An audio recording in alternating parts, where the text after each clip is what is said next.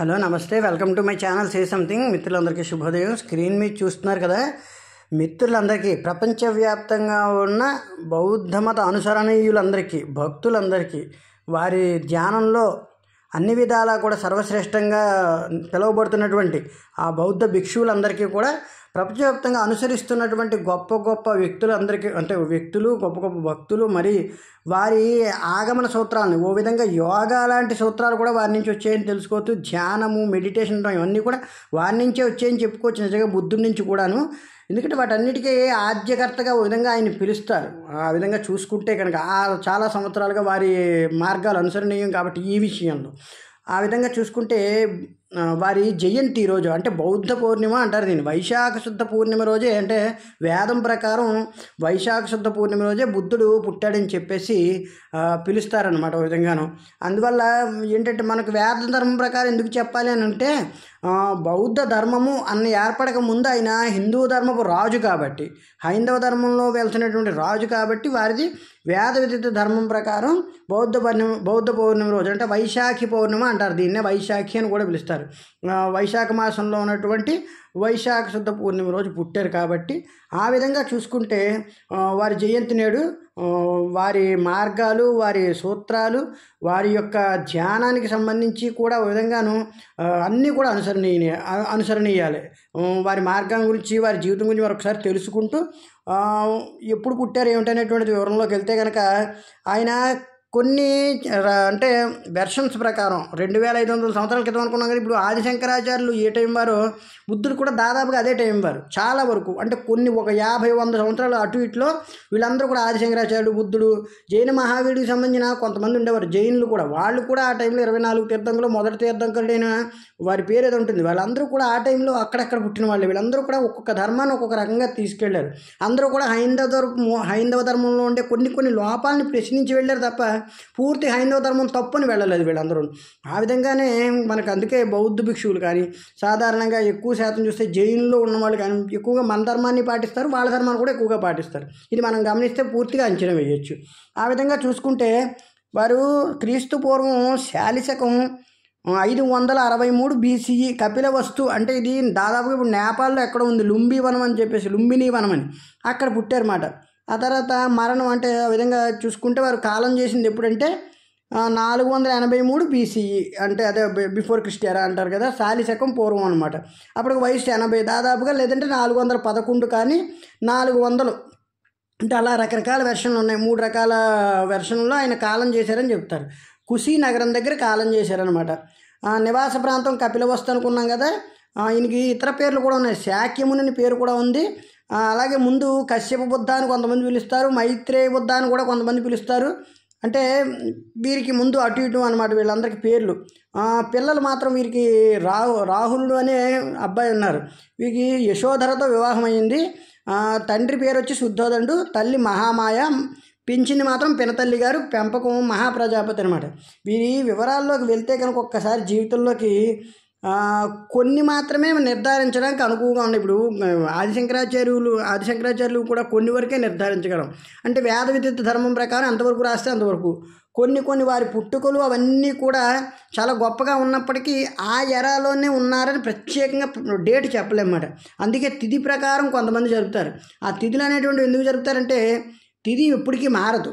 సాధారణంగా డేట్ అనేటువంటిది మనం నిర్ధారించలేం, కానీ తిథిని నిర్ధారించే అవకాశం ఉంది. ఎందుకంటే పంచాంగం ప్రకారం ఎంత విధంగా చూసుకున్నప్పటికీ తిథి అనేటువంటిది కరెక్ట్గా వస్తుంది. చాలామంది అనుకుంటారు డేటే కరెక్ట్ ఏమో, ఒక్కొక్కసారి ఆ డేట్లో పుట్టిన తిథి మారిపోవచ్చు. ఆ విధంగా చూసుకుంటే హైందవ ధర్మం ప్రకారం ఆయన ఈ వైశాఖ శుద్ధ పూర్ణిమ రోజుని జన్మించారన్నమాట. ఆ విధంగా చూసుకుంటాను చెప్పుకున్నాం కదా. వారు కపిలవస్తు దేశానికి చెందిన లుంబిని పట్టణంలో జన్మించాడు. భౌగోళికంగా ఈ ప్రాంతం ప్రస్తుతం నేపాల్ దేశంలో ఉంది. చారిత్రకంగా ప్రాంతం ప్రాచీన భారతదేశంలోకి వస్తుంది. అంటే ఏంటి, మామూలుగా అంత దేశం అంతా పాకిస్తాను, నేపాల్, భూటాన్ అన్నీ కూడా మనమే కదా. ఒకప్పుడు దాదాపుగా చైనా దాటి దాకా కూడా మనమే ఉండేవి. అవన్నీ కూడా చూసుకుంటే అఖండ భారతంలోనే వారు పుట్టారనమాట. ఆయనకి గౌతముడు అనేటువంటిది సిద్ధార్థుని పెంచిన తల్లి గౌతమి, ఆవిడే మహాప్రజాపతి అనుకుంటాం కదా, ఆవిడ అనమాట. ఆవిడ దగ్గర పెరిగారు, అందుగురించి ఆయనకి ఆ పేరు వచ్చింది. ఆ విధంగా గౌతమ బుద్ధుడిని పేరు వచ్చింది. తర్వాత శుద్ధోదనుడు, తల్లి మహామాయ. ఈ మహామాయ ఎవరంటే కోళియన్ దేశపు రాకుమారి అనమాట. సిద్ధార్థుడు గర్భమందు ఉన్నప్పుడు మాయాదేవి ఒక 6 దంతముల ఏనుగు తన గర్భంలో నుండి కుడివైపుకు ప్రవేశించినట్టు ఒక స్వప్నం దర్శించింది. అది జరిగిన 10 చంద్రమాసం తర్వాత సిద్ధార్థుడు జన్మించాడు.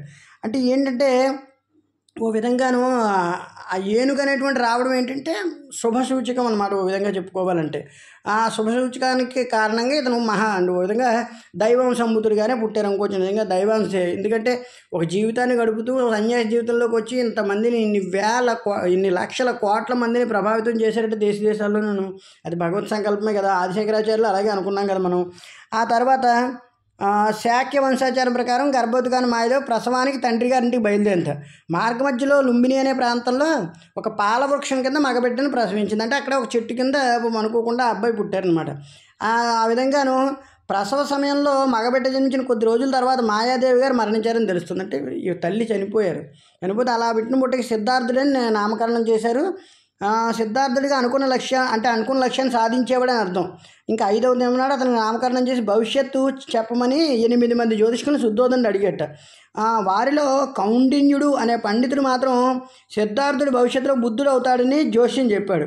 అప్పటి చరిత్ర ఆధారాలు బట్టి చూస్తే శుద్ధోదనుడు సూర్యవంశపు రాజైన ఇక్ష్వాకు వారసుడని తెలియచున్నది. అంటే రాముల వారి వంశస్థులు. ఇంకా మనం అనుకుంటాం కదా ఆర్యులు అక్కడి నుంచే వచ్చారని.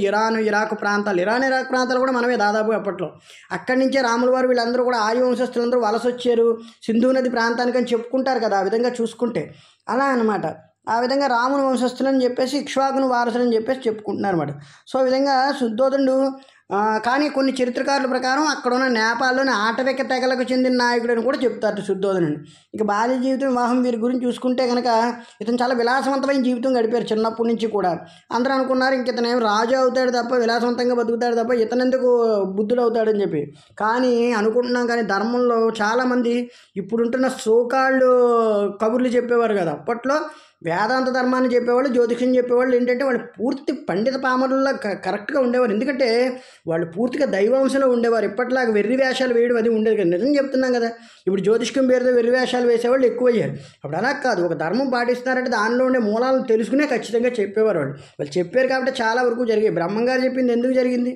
చాలా వరకు ఆయన చెప్పినవి జరుగుతున్నాయి కదా. అలాగే బుద్ధుడు ఎంత గొప్పవాడిగా మారాడు జరిగింది కదా. జరుగుతాయి. కరెక్ట్గా ఉండేవాళ్ళు చెప్తే కరెక్ట్గా జరుగుతాయి. అంతేగాని ఎవరు పడితే వాళ్ళు మేము జాతకాలు చెప్తాం మేము చెప్తాం జరిగిపోతుంది అని చెప్పేసి ఏదో క్రికెట్కి పిచ్ రిపోర్ట్ చెప్పినట్టుగా చెప్పడం కాదు ప్రతిసారి. దీనికి ఒక ఆధారాలు ఉన్నాయి. ఆ ఆధారాలను బట్టే వాళ్ళందరూ చెప్పేవారు. వాళ్ళందరూ ఆ విషయంలో గొప్పవాళ్ళు. నిజంగా చెప్పుకుంటే వేద విద్యుత్ ధర్మాల్లో పాత వాళ్ళు చాలా విషయాల్లో గొప్పవాళ్ళనే మనం ఒప్పుకోవాలి. అయితే ఎటువంటి సామాన్య ప్రజల కష్ట సుఖాలు తెలియకుండా శుద్ధోదనుడు పెంచడం. ఆ విధంగా పెంచేటప్పటికి ఏమైందంటే 16 ఏళ్ల ప్రాయం వచ్చేసరికి ఈయనకి యశోధరతో వివాహం చేశారు. వీరికి రాహులుడు అంటాం కదా మనం, రాహులుడు అనే అబ్బాయి పుట్టడం. ఈ విధంగా సిద్ధార్థుడు 29 ఏళ్ళకు రాజభోగాన్ని అనుభవించాడు. ఎంత కష్టమవుతున్న శుద్ధోదనుడు మాత్రం ఇతనికి ఎటువంటి విషయాల్లో ఎంత భోగం ఇచ్చేటప్పటికి ఒకసారి అనేవాడు ఇవి రాజభోగాలు ఇవన్నీ కూడా ఏమిటో నాకు రుచించట్లేదని అతను అనేవారు. ఆ విధంగా ఇతనికి ఇంకో కొన్ని పేర్లు ఉన్నాయి. అర్కబంధువు, గౌతముడు, మాయాదేవి సుతుడు, మునీంద్రుడు, సాక్యముని, సాక్యసింహుడు, శౌద్ధోదని, సర్వార్థ సిద్ధుడు, సిద్ధార్థుడు అని ఏకంగా ఒక 10-15 రకాల నామాలు ఉన్నాయి వీరికి దైవనామాల కింద. ఆ విధంగా చూసుకుంటే మనం పైన కూడా చాలా రకాల ఫోటోలు పెట్టాం. అంటే ఇవన్నీ కూడా వారి పాత జ్ఞాపకాల్లో చాలా వరకు ఉన్నవే ఇమేజెస్ కూడా పెట్టుకుంటూ వచ్చాం. అప్పుడు సిద్ధార్థుడు ఏమైందంటే ఒకరోజు ఒక చరిత్ర ప్రకారం చెప్పింది ఏంటంటే మేము చిన్నప్పుడు చదువుకున్న కొన్ని కథల ప్రకారం వారు ఒకరోజు తన భార్య పాపం ఎప్పుడు కాపలా కాయమని శుద్ధోదనుడు చెప్పేవాడు. జాగ్రత్తగా ఉండమ్మా అతను బయటికి వెళితే అతని జాతకంలో ఎలా ఉందని. కానీ అవన్నీ చూసుకుంటే ఆవిడ జాగ్రత్త పడింది. కానీ ఒకరోజు ఆవిడకి నిద్ర ఆవహించింది. అంటే ఇంకా టైం వచ్చింది అంతే. ఆ టైంకి అలాగా జరిగింది. ఆవిడకి నిద్ర ఆవహించి పడుకుండిపోవడంతో ఇతను అనుకోకుండా తన మేడ అంటే తన రాజప్రాసాదం ఎక్కి చూసినప్పుడు అనుకోకుండా అక్కడ అందరూ కూడా అంటే ఇంకొకలా కూడా చెప్తారు. గుర్రంలో వ్యాహ్యాలకు వెళ్ళినప్పుడు చూశాడని చెప్తారు. కానీ నిజానికైతే ఇది నిజం వరకు అంటే దాదాపుగా ఇది నిజం. అంటే మేడెక్కి చూడడంలో అక్కడ ప్రజలు పడుతున్న కష్టాలు, ఒక ముసలివాడు, ఒక రోగి ఇవన్నీ ఉండగా ఓ రోజు రథం మీద ఎక్కడికో బయటికి వెళ్తే అప్పుడు అడిగాడు రథంలోని చెన్నుడు అంటే చెన్న అని పిలిచేవారు కదా. చెన్నుడు అనేవాడిని ఎందుకు అలా జరుగుతుందంటే బాబు ఎవరైనా సరే ముసలివాళ్ళు అవ్వాలి, ఎవరైనా ఈ ఐహిక భోగాలను వదిలిపెట్టాలి, ఎవరికైనా మరణం తప్పదని చెప్పడంతో అవన్నీ తెలుసుకొని ఈ ఐహిక భోగాలన్నీ కూడా వృధా అని చెప్పేసి తండ్రితో చెప్పి బయటికి వెళ్ళిపోయారనమాట. అలా వెళ్ళిన వారు ఇంకా తన సన్యాస జీవితాన్ని మగధ సామ్రాజ్యంలో భిక్షాటం ద్వారా ప్రారంభించారు. అయితే బింబిసారుడు గుర్తించాడు. మనం అనుకున్నాం కదా, నిజానికి మనకి బింబిసార్ అనే కొత్త సినిమా వచ్చి దాంట్లో బింబిసారుని చెడ్డవాడి కింద, దేవదత్తుని గొప్పవాడి కింద చూస్తారు. కానీ ఇక్కడ రివర్స్. ఇక్కడ బింబిసారుడే మంచివాడు, దేవదత్తుడు కొన్ని విధాలుగా బుద్ధుడి మీద హత్యా ప్రయత్నాలు చేయించిన వాడిగా కూడా చూపిస్తారు మనకి. ఆ విధంగా చూసుకుంటే బింబిసారుడు ఇతన్ని గుర్తించి, నేను సామ్రాజ్యం సింహాసనం ఇస్తాను ఉండంటే నాకు అవేమి వద్దు, నేను కొన్నాళ్ళు ఇది దేశంలో ధర్మాన్ని నెలకొల్పాలని చెప్పి బింబిసారుడికి చెప్తే, బింబిసారుడు మీరు ధర్మం అంతా ఎంతవరకు చెప్తారు అంతవరకు చెప్పి, ఒకవేళ మగధ సామ్రాజ్యానికి నేను ఉండగా తిరిగి రావాలని కోరుకుంటున్నానని చెప్పడంతో ఆయన ఆ విధంగా వెళ్ళి ప్రతి చోట ప్రతి విషయాన్ని తెలుసుకోవడం, గొప్ప గొప్ప వాళ్ళ దగ్గర శిష్యరికం చేయడం. కౌండిన్యుడు అనే యోగి అన్నాం కదా, ఒకప్పుడు చెప్పారని వీరికి జాతకం చెప్పారు, వారి ద్వారానే కొన్నాళ్ళు శిష్యరికం చేయడం చేస్తూ ఒకనొక సందర్భంలో అన్నం అది తినకుండా ఎక్కువ రోజులు ఉండిపోతే ఆయన కళ్ళు తిరిగి పడిపోయేటప్పుడు కౌండిన్యూ చెప్పాడు, ఇలా కాదు మనం చేసి తిండి తినాలి, పని చేయాలన్నట్టుగా ఉండాలి తప్ప కేవలం ఉపవాస దీక్షలే ఇవి కరెక్ట్ కాదని చెప్పేసి చెప్పడంతో అక్కడ జ్ఞానోదయం అయ్యి, తర్వాత ఉచ్ఛ్వాస నిశ్వాసాలలో అంటే ఏంటి, మనం బ్రీత్ని వదులుతుంటాం కదా, వదిలి లోపల తీసుకుంటుంటాం, వాటిని ఎలా కంట్రోల్లో పెట్టాలి, ఆవేశాన్ని ఎలా కంట్రోల్లో పెట్టాలి, ఇవన్నీ యోగనిష్ట ద్వారా మార్గాన్ని కనిపెట్టాడు అనమాట. ఓ విధంగా దీన్నే తర్వాత అష్టాంగ మార్గాలని వాటిల్లో చేర్చారు. అలాగే కొన్నాళ్ళ పాటు బుద్ధగయ దగ్గర బోధి వృక్షం నీళ్ళలో ఉండి ఎక్కువ శాతం భగవంతుని ధ్యానం చేయడం అది మొదలుపెట్టారు. ఆ సమయంలోనే ఆయనకి ఒక జ్ఞానోదయమైన విషయాలు చాలా తెలిసాయని చెప్తారు. అందుకే బుద్ధుడు బోధి వృక్షం కింద ఉన్నాడు కాబట్టి బుద్ధుడు అయ్యాడని కూడా చెప్తారు. ఆ విధంగా జ్ఞాన సముపార్జన సాధించి తర్వాత కౌండిన్యుడు అనుకున్నట్టు ఇతను క్రమశిక్షణ రాహిత్యంగా ఉన్నాడేమిటని అనుకున్నాడు. కానీ అయితే అతను జీవితంలో ఇంకా గొప్పవాడు అవుతాడని అతనికి ఒక ఐడియా ఉంది. తర్వాత 49 రోజుల జ్ఞానం తర్వాత సిద్ధార్థునికి జ్ఞానోదయం అయింది. సిద్ధార్థుడికి భాద్రపద మాసంలో జ్ఞానోదయం అయిందని చెప్పేసి కొందరు అభిప్రాయం. పాల్గొన మాసంలో జ్ఞానోదయం అయిందని కొంతమంది చెప్తారు. అప్పటి నుంచి గౌతమ సిద్ధార్థుడు గౌతమ బుద్ధుడిగా మారాడని చెప్పేసి చెప్తారు అన్నమాట. బౌద్ధ మతంలో అతన్ని శాక్యముని బుద్ధుడని కూడా భావిస్తారు. జ్ఞానోదయమేక గౌతమ బుద్ధుడు మానవుడి అజ్ఞానానికి కష్టాల కారణాలు తెలుసుకుని అందరికీ కూడా చెప్పాలి అనుకున్నట్టు. అయితే మానవులు ఇప్పుడు ఈతి బాధల్లో ఉంటారు, వాళ్ళు సుఖభోగాల్లో ఉంటారు, అవి చెప్పచ్చా చెప్పకూడదని ఆయన అనుకుంటున్నప్పుడు కొంతమంది గొప్ప గొప్ప పండితుల ద్వారా తెలుసుకొని అలాగే తర్వాత అతనికి సంబంధించిన బ్రహ్మ సహపతి అనే ఒక ఆయనతో విన్నపంతో, అంటే వారితో పాటు ఉన్న ఒక గొప్ప పండితుడి విన్నపంతో బోధకునిగా మారి ప్రజలందరికీ ఆ విషయాలు దించడం, సంఘాన్ని రూపొందించి అందరికీ మంచిగా చెప్పుకుంటూ వెళ్ళడంతో దేశాల్లో అతను భక్తులు ఏర్పడ్డారన్నమాట. దేశ పర్యటన, బౌద్ధ మత ప్రచారం, ఉత్తరప్రదేశ్, బీహారు, దక్షిణ నేపాల్, అటు చైనా, అవన్నీ కూడా అవన్నీ కూడా అరుణాచల్ ప్రదేశ్, అవన్నీ కూడా ఆయన తిరిగి వచ్చారు. పాకిస్తాన్, అవన్నీ కూడా తిరిగి వచ్చారనమాట. అవన్నీ కూడా తిరిగి రావడంతో తర్వాత ఎంతెంతో గొప్ప వాళ్ళని కలిసేట తత్వవేత్తలు. అలాగే వీధులు శుభ్రం చేసి అంటరాని వారు, అంగుళీమాల లాంటి హంతకులు, అంగుళీమాలని అప్పట్లో కొంతమంది హంతకులు ఉండేవారు, తెగవారు ఎవరో మొత్తానికి వాళ్ళందరినీ నరమాంసభక్షకులు, వీరందరినీ కూడా కలుసుకుంటూ వారందరిలో నిన్న మార్పులు తీసుకొచ్చి ఆటవిక సమాజాన్ని ఒక విధంగా ధార్మిక సమాజంగా మార్చుకుంటూ వచ్చి ఓ విధంగా చేసుకుంటూ వచ్చారన్నమాట. అంటే నిజానికి చాలామంది అంటారు హైందవ ధర్మాన్ని విమర్శించి ఆయన అందులోకి వెళ్ళారని. అవును, ఆయన విగ్రహారాధన కోరుకోలేదేమో కానీ దైవాన్ని ధ్యానించొద్దని మాత్రం చెప్పలేదు. దైవం అనే శక్తి ఒకటి ఉంది, ఖచ్చితంగా ధ్యానించండి, ఖచ్చితంగా ధ్యానించి భగవత్ సంకల్పాన్ని పొందండి అని చెప్పారు. అయితే విగ్రహారాధన అంటే కొంతమందికి ఇష్టం ఉంటుంది, కొంతమందికి ఇష్టం ఉంటుంది. కానీ భగవంతుడే లేడనుకోవడం చాలా పొరపాటు. ఎందుకంటే వీళ్ళందరూ చెప్పింది అదే, ప్రతి ధర్మానికి ప్రతిదానికి దైవం అనేటువంటిది, విధి అనేటువంటిది ఖచ్చితంగా ఉంది అని చెప్పడానికి వీళ్ళందరూ కష్టపడ్డారు. కొంతమంది ఇప్పుడు జైన ధర్మం కూడా అంతే, కొన్నాళ్ళ పాటు వాళ్ళు విగ్రహారాధన నిషేధించారు.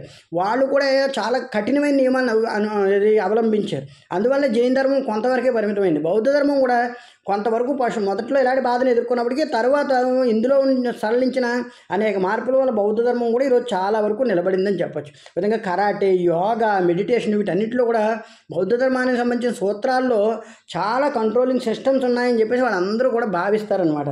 ఆ విధంగా చూసుకుంటే మనకి చైనా కరాటే సినిమాలు చూస్తుంటారు కదా, కుంఫు సినిమాలు, అవన్నీ కూడా ఒక విధంగా బుద్ధుడి దాంట్లో సంబంధించిన ఆ యోగనిష్ట, అంటే ఆ ఉచ్ఛ్వాస నిశ్వాసాలను కంట్రోల్ చేయడం, బాడీని బలంగా ఉంచుకోవడం, అన్నీ కూడా అందులో భాగాలే ఓ విధంగా చెప్పుకుంటాను. ఈ విధంగా బుద్ధుడు అందరినీ మార్చుకుంటూ ఒకానొక సందర్భంలో బింబిసార రాజ్యానికి తిరిగి వచ్చాడు అన్నమాట. మగధ సామ్రాజ్యానికి తిరిగి వస్తే ఆయన అక్కడ ఆశ్రమం ఏర్పాటు చేయడం, అయితే తండ్రి తెలుసుకుని శుద్ధోదనుడు అతన్ని పంపించాడు అనమాట. వెళ్ళి రావాలంటే శుద్ధోదను దగ్గరికి వెళ్ళినప్పుడు అక్కడ శుద్ధోదన మహారాజు ఇన్విటేషన్ ఇచ్చాడు కానీ, అంటే ఆహ్వానం పంపాడు కానీ సరిగ్గా భటులతో చెప్పించకపోవడంతో ఈయన ఏం చేయాలంటే అక్కడికి వెళ్ళి మళ్ళీ తండ్రి ఇంకా తనని పిలవలేదేమో అనుకుని అక్కడ భిక్షాటం చేయబోతే తండ్రి వచ్చి అన్నట్టు. రాజవంశాచారం కాదు భిక్షాటం చేయడం అంటే, ఇది బుద్ధ వంశాచారము, ఇది రాజవంశాచారం కాదు. బౌద్ధ భిక్షువులు ఎవరైనా కూడా భిక్షాటం చేయవచ్చు. నిజం చెప్పుకోవాలంటే భిక్షాటం ఎవరు చేసేవారు? బ్రాహ్మణులు చేసేవారు పూర్వం. అంటే ఉన్నతమైన బ్రాహ్మణులు వాళ్ళందరూ పౌరోహిత్యం చేసుకునే వాళ్ళు చేసేవారు. బ్రాహ్మడికి భిక్షాటన అర్హత ఉంది. ఆ విధంగా బుద్ధుడు బోధించింది ఏంటంటే, ఉన్నతమైన మనస్తత్వం ఉన్న వాళ్ళే భిక్షాటం చేసినప్పుడు నేను ఎందుకు చేయకూడదని చెప్పకనే చెప్పాడనమాట. ఆ విధంగా యాచక వృత్తి అన్నది తర్వాత అది కంట్రోల్ అయ్యింది, ఎవరికి వారు స్థిరపడడంతోనూ. ఈ విధంగా చేస్తుంటే తండ్రి మళ్ళీ తర్వాత తండ్రి మారతాడు. తండ్రితో పాటు అందరూ భార్య దగ్గర నుంచి పిల్లల దగ్గర నుంచి అందరూ కూడా ఇతని మతంలోకి మారుతారు. అయితే దేవదత్తుడని మనం అనుకున్నగా బింబిసారుడు సోదరుడని, విధంగా ఇందులో సోదరుడుగా బంధువుగా చూపించారు. అతను 3 సార్లు ఇతనిపై ఇది హత్యా ప్రయత్నం చేయించి విఫలమయ్యారు. 3 సార్లు విలుకాలను పంపిస్తే 3 మారిపోయి ఆయన మతంలో చేరిపోయారు. ఒకసారి కొండరాయిని మీద నుంచి వస్తే అది అక్కడి నుంచే పగిలి ముక్కలయ్యి వీరి దగ్గర చిన్న చిన్న ముక్కలుగా పువ్వులుగా చేరి కాలం పడింది. అంటే దైవస్వరూపం అయిపోయారు ఆయన, పూర్తిగా దైవ ధ్యానంలో మునిగిపోయారు. ఆ విధంగా చూసుకుంటాను. వారికి మరొకసారి జయంతి శుభాకాంక్షలు తెలియజేసుకుంటూ ప్రపంచవ్యాప్తంగా అందరికీ కూడా బౌద్ధ జయంతి శుభాకాంక్షలు తెలియజేస్తూ ప్లీజ్